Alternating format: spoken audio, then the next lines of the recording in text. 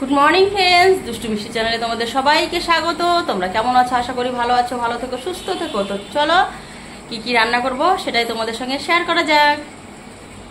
তো দেখো অনেক বাজার নিয়ে আসছে, এবার সবজি কাটার জন্য বসে যাই।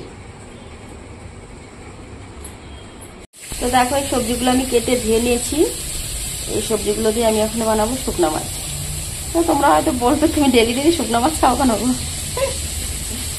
তো কালকে শুকনো মাছ বানিয়েছিলাম, ওটা আমি আর খেতে পারিনি। আত্মীয় চলে এসছে, পরে যাই হোক ওটা আর আমার খাওয়া হয়নি, তাই ভাবলাম যে না তরকারিটা বানিয়েছি আগে খেতেই পারলাম না। তার জন্য আমি বসিয়ে দিলাম শুকনো মাছ। আর যারা এসছে মামা আসছে ঘরে, মামাকে তো তোমাদেরকে দেখিয়েছি, তো মামা একটু দারুণ হয়েছে, তো ভাবলাম না আসতে একটু করি। আর আমিও খেতে পারি নাই, যাই হোক ওর জন্য আসতে করছি যাতে একটু খেতে পারি।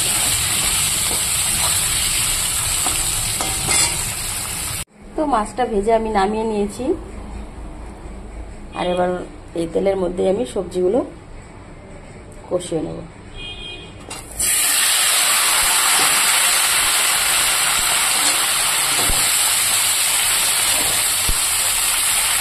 তো সবজিটা মোটামুটি কষানো হয়ে গেছে, এবার আমি জলটা দিয়ে দেব।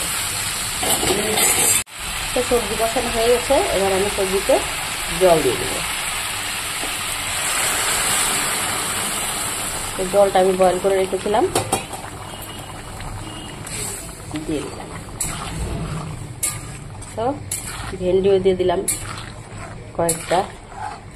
শুকনো মাছের মধ্যে ভেন্ডি কিন্তু ভালোই লাগে খেতে।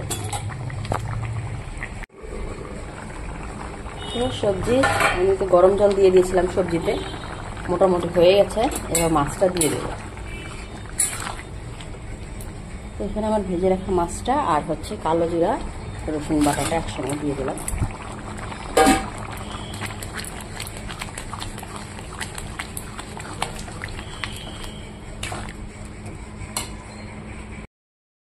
তো মাছের ঝোলটা মাছের তরকারিটা আমার হয়ে গেছে, এবার আমি নামিয়ে নেব।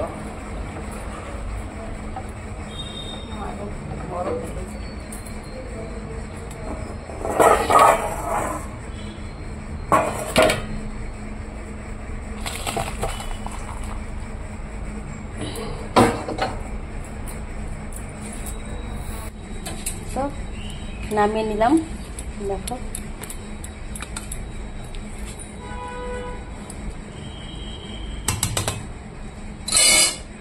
কেমন হয়েছে কমেন্টে অবশ্যই জানিও। তো চলো শুকনো মাছের তরকারি নামাতে না নামাতে নিয়ে এসছে আবার এখানে চিকেন।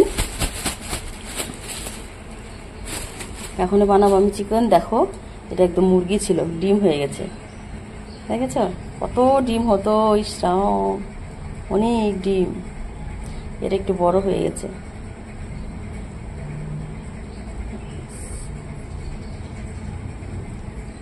একদম লোকাল চিকেন নিয়ে আসছে।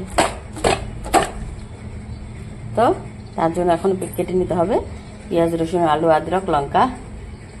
মাংসটাকে তার আগে ধুয়ে নিই। তো আমি আলুটা ভেজে নেওয়ার জন্য আগে দিয়ে দেব তেল কড়াইতে। এবারে দিয়ে দেব আমি গোটা জিরা,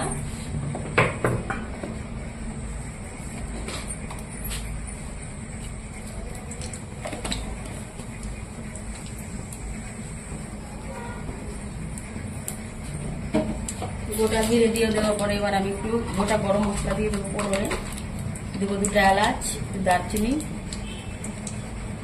লবঙ্গ। তারপরে আমি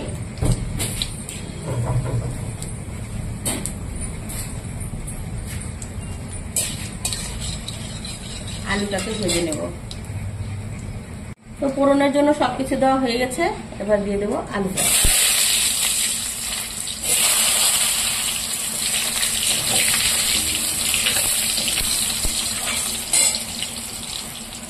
এবার মাংসটাকে আমি মাখিয়ে নেব, তার জন্য দিয়ে দিলাম আমি সরষার তেল। বেশ কিছুটা পরিমাণে আমি সরষার তেল দিয়ে দিলাম। আর যা মশলাপাতি দেওয়ার তাতে আমি দিয়ে দিয়েছি। দেখো এখানে কাঁচা লঙ্কা পেস্ট, আদা রসুন পেস্ট, পেঁয়াজ কুচি, তেজপাতা, জিরা বাটা, যা যা আছে আমি সব দিয়ে দিয়েছি। এবার মাংসটাকে আমি ভালো করে মেখে নেব।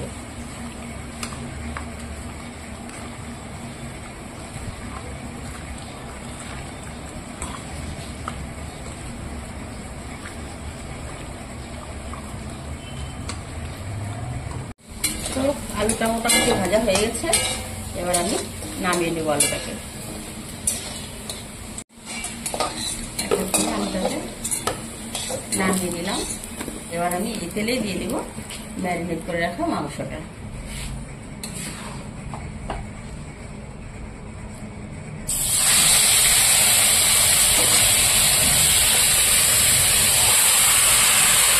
মাংসটা আমি ঢেলে দিয়ে দিলাম, একটু নড়াচড়া করে দেবো।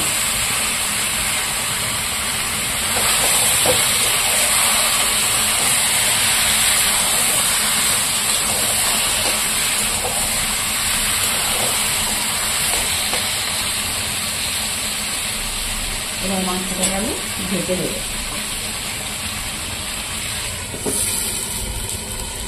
তো চলো দেখা যাক কতদূর হলো।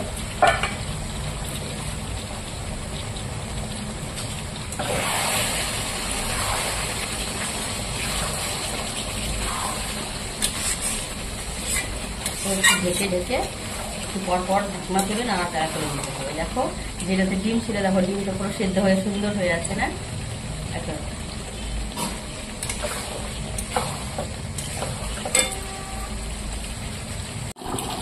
তো এবার আমি চালটাকে দিয়ে নিব, ভাতটা বসিয়ে দিয়ে দিই।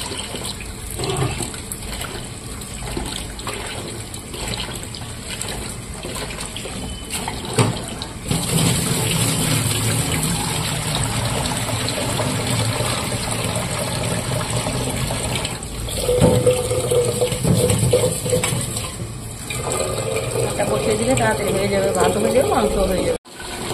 চাল ধোয়া হয়ে গেছে, এবার আমি ভাতটাকে বসিয়ে দেবো। মাংসটাকে আবার একটু নাড়াচাড়া করে দিই, মাটি নিচে লেগে যাবে।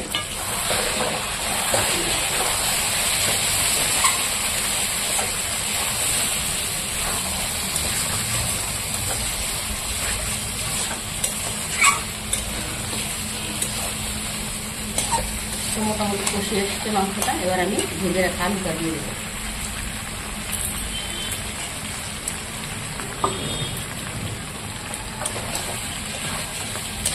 আলুটা দিয়ে ভালো করে মাংসটাকে আরেকটু কষিয়ে নেবো, তারপরে ঢেকে দেবো।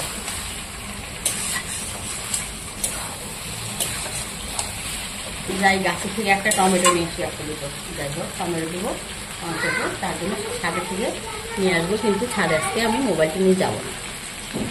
তো দেখো গাছের থেকে টমেটোটা ছিঁড়ে নিয়ে আসলাম, একদম তাজা ফ্রেশ। এটাকে আমি কেটে এখন মাংসতে দিয়ে দেবো।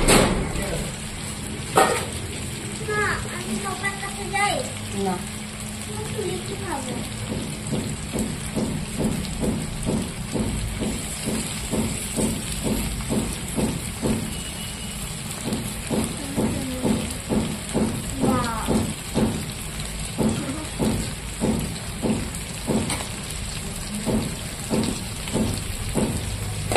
দিয়ে দিলাম, আর একটু নাড়াচাড়া করে দেবো।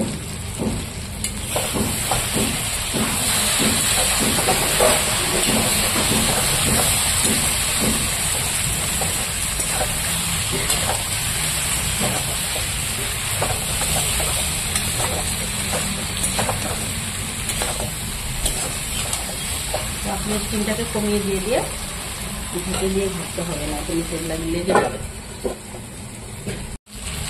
তো মাংসটা কষানো হয়ে গেছে, দেখো তেল ছেড়ে দিচ্ছে।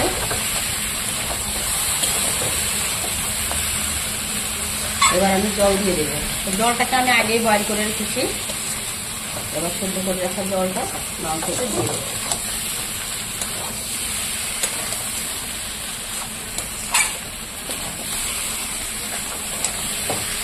এবার জল দিয়ে দেওয়ার পরে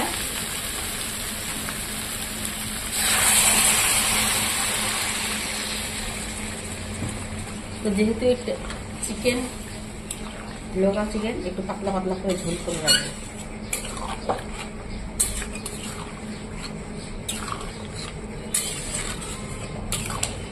এবার আমি গরম মশলাটা বেটে নেব।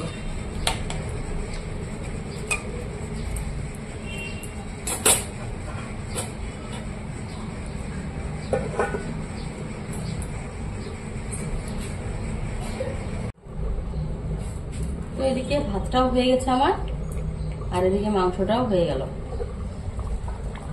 আমি বেটে দিলাম গরম মশলা, গরম মশলা বেটে নিলাম, এবার দিয়ে দেবো। ভাতটা পড়ে যাচ্ছে দেখো,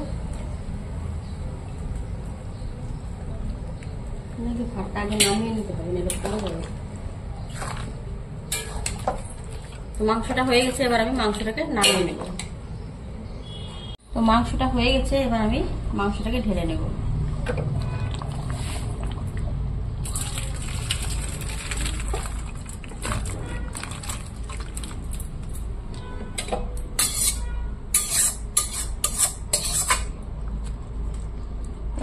আমার রান্না রেডি। আজকে শুধু করলাম শুকনো মাছের তরকারি আর ঝাল ঝাল চিকেন। রান্না আমার এতটুকুই।